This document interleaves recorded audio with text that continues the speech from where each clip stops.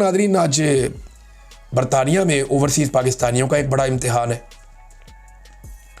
इम्तिहान ये है कि इन्होंने बहुत एहतजाज किए बरतानिया में, हमेशा एहतजाज किए, बहुत बड़े बड़े एहतजाज किए, बड़े कामयाब एहतजाज भी किए। लेकिन अब इन्हें मौका मिला है शहबाज शरीफ के खिलाफ एहतजाज करने का, क्योंकि शहबाज शरीफ एक सियासी तकरीब करने जा रहे हैं बरतानिया में, लंदन में, और ये मैरियट में इनकी तकरीब है अब तक की इतला के मुताबिक। इसमें आसिम मुनीर साहब ने शिरकत करनी थी, इसके बारे में काफ़ी तैयारियां भी की गई थी। अभी अनकन्फर्म्ड इतलात आ रही है, यानी ये मुसद्दका इतलात नहीं है कि आसिम मुनीर साहब बरतानिया छोड़ चुके हैं और वो यहाँ से चले गए हैं। लेकिन ये भी हो सकता है कि ये एक पैंतरा हो कि ज़रा PTI वाले या ओवरसीज़ पाकिस्तानी कूल डाउन हो जाएं, फिर आसिम मुनीर साहब शिरकत कर लें इसके अंदर। पाकिस्तान तहरीक इंसाफ के बहुत सारे लोगों ने मास्क हासिल कर लिए, इमरान खान के चेहरे वाले। वो ये मास्क पहन कर वहाँ एहतजाज करेंगे ताकि उनकी तस्वीरें बनाकर, वीडियो बनाकर पाकिस्तान की एजेंसियों को ना दी जा सके, क्योंकि इसके नतीजे में पाकिस्तान की एजेंसियाँ उनके रिश्तेदारों का पाकिस्तान में जीना हराम कर देती हैं। लिहाजा ये एक नया तरीका भी पाकिस्तान तहरीक इंसाफ अडॉप्ट करने जा रही है। तो ये नाज़रीन आज दो इम्पॉर्टेंट चीज़ें हैं आज के दिन में। एक, बरतानिया में ओवरसीज़ पाकिस्तानियों का एहतजाज। दूसरा, मिशन नूर, जिसका आगाज़ जो है, जो आइडिया जो है वो अहमद खान साहब ने दिया था कनाडा से, और अब वो एक बहुत बड़ी तहरीक बन चुकी है। आगे ये कहाँ जाएगा वो आपको आने वाले दिनों में हम बताएंगे। अभी इसकी कामयाबी के ऊपर बहुत सारी चीज़ें डिपेंड करती हैं। नाज़रीन, सऊदी अरब और पाकिस्तान के हवाले से हुकूमत अब दावे कर रही है कि जब सऊदी अरब पे अटैक होगा तो पाकिस्तान पे हमला तसव्वुर होगा, जब पाकिस्तान पे हमला होगा तो सऊदी अरब पे हमला तसव्वुर होगा। और राणा सनाउल्लाह साहब ने इंटरव्यू देते हुए इसमें नाम लिया अफ़गानिस्तान का और इसराइल का, कि अगर इसराइल सऊदी अरब पे अटैक करेगा तो पाकिस्तान जवाब देगा, और अगर अफ़गानिस्तान ने पाकिस्तान में कोई हमला करवाया या वहाँ से पाकिस्तान पे कोई हमला हुआ तो सऊदी अरब बिल्कुल उसको ऐसे ही लेगा जैसे ये सऊदी अरब के साथ हुआ है। राणा सनाउल्लाह साहब ने भारत के बारे में नहीं बताया कि अगर भारत ने पाकिस्तान पे हमला किया तो फिर सऊदी अरब क्या करेगा। देखिए, ये जो मुआहदा है ना, इसके बारे में हम डिग आउट कर रहे हैं कि ये मुआहदा है क्या। इसकी तफसीलात अभी तक किसी को नहीं पता। यानी मैंने बहुत करीबी हुकूमत के लोगों से पूछा, हुकूमत के अंदर बैठे हुए लोगों से पूछा, जो पाकिस्तान के डिफेंस में काम करने वाले तगड़े लोग हैं उनसे भी पूछा, वो भी नहीं जानते कि मुआहदा है क्या, इसकी तफसीलात क्या है, इन फाइलों के अंदर लिखा हुआ क्या है, ये कोई नहीं जानता। अब जो लोग ये जानते हैं उन्होंने कौम को बताया नहीं है, ज़रा पता चले कि इसके अंदर है क्या। लेकिन इंडिया का नाम पाकिस्तान ने नहीं लिया कि अगर खुदा न खास्ता इंडिया पाकिस्तान पे अटैक करता है तो फिर सऊदी अरब का रद्द-ए-अमल क्या होगा। ये एक बड़ा सवाल। इसमें मैं एक डाटा आपके सामने रखता हूँ कि इंडिया और सऊदी अरब के माबैन जो म्यूचुअल ट्रेड होता है हर साल, जो वो आपस में एक दूसरे से इंपोर्ट एक्सपोर्ट करते हैं, उसका वॉल्यूम 40 अरब डॉलर से ज़्यादा का है। ये बहुत बड़ी अमाउंट है, 40 अरब डॉलर से ज़्यादा का। पाकिस्तान के साथ कितना करते हैं वो बहुत ही छोटा सा है। पाकिस्तान और सऊदी अरब का जो आपस का ट्रेड है, वो मेरे पास जो पहली रिपोर्ट आई है वो तो बहुत थोड़ा बता रहे हैं जी। ये तो 1 अरब डॉलर से भी कम बता रही है ये वाली रिपोर्ट जो मेरे साथ मौजूद है सामने।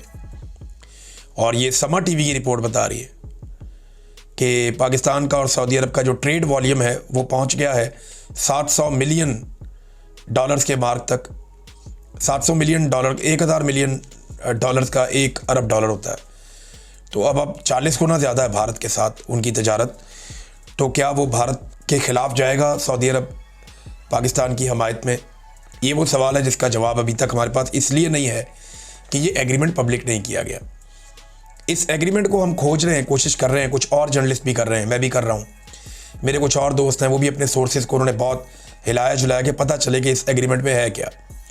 पता चलता है तो आपके साथ शेयर करते हैं कि वाकई ये कोई ऐसा एग्रीमेंट है संजीदा, या फिर ये एक गिमिक है, दुनिया को दिखाने के लिए एक चीज़ लाई गई है ताकि सबकी बात बन जाए, या वाकई में कोई प्रैक्टिकली कुछ ऐसा होने जा रहा है। अभी कुछ आप कह नहीं सकते, आने वाले दिनों में चीज़ें सामने आएगी। पाकिस्तान आने वाले दिनों में कुछ मज़ीद अरब ममालिक से भी इसी किस्म के मुआहदे कर सकता है, और इसका फ़ायदा उन ममालिक को और पाकिस्तान सबको होगा कि एक तासुर बन जाएगा कि ये इकट्ठे हो गए।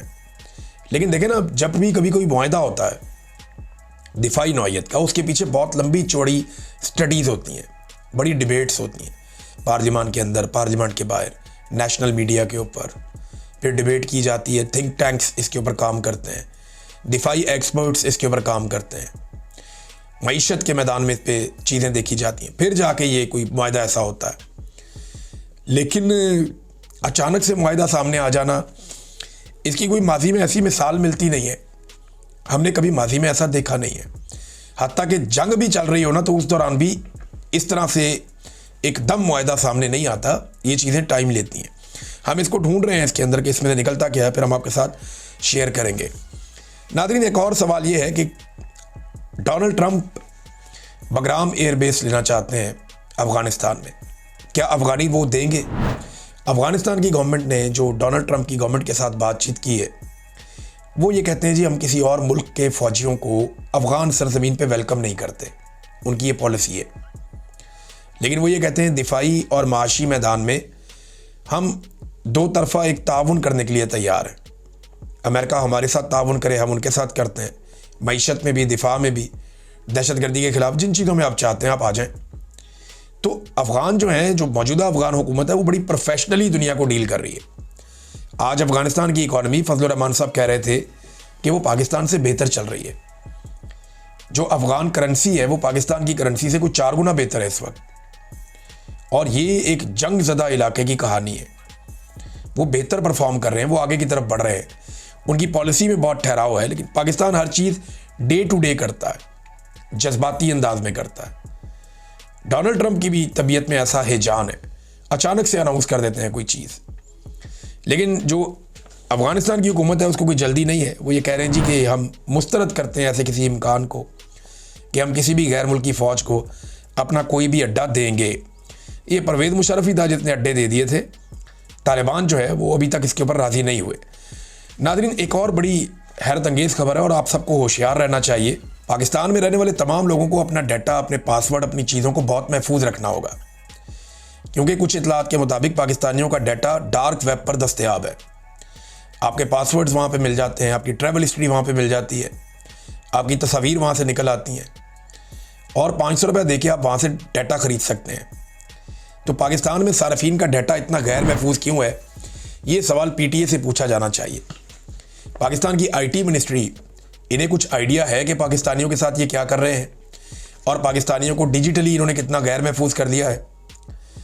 और आप यहाँ से भी अंदाज़ा करें कि पाकिस्तान की इंटेलिजेंस एजेंसियाँ हर वक्त पाकिस्तान के लाखों शहरियों के डाटा तक एक्सेस रखती हैं।